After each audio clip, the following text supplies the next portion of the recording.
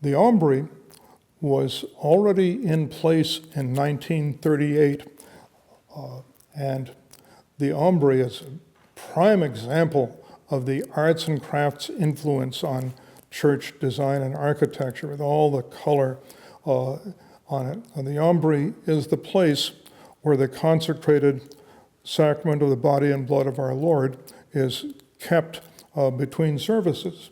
1938 in Rhode Island church history was rather early for a church to have an Aumbrey. There were just a few other churches which were noted as very high church parishes. They would have an Aumbrey or a tabernacle for that period, but most of the parishes around the diocese did not have them. And that was given as a memorial for the wife of Deacon Wilcox, who had died. Then we get to the Reredos, which was already being planned in 1941. The third rector, Russell Hubbard, wanted to do something to make the chapel brighter and make it stronger visually in terms of our faith and belief.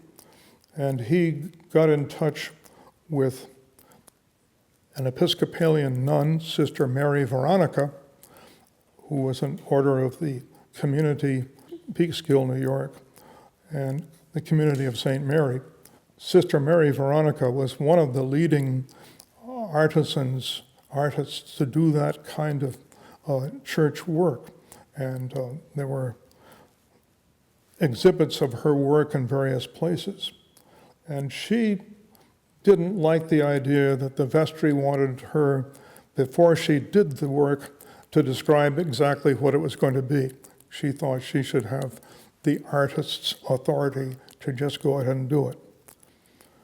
So that was left hanging when Russell Hubbard left St. Martin's in early 42, and fortunately his successor, who was more gifted at kind of working things out between people and doing diplomacy that made things happen in the church.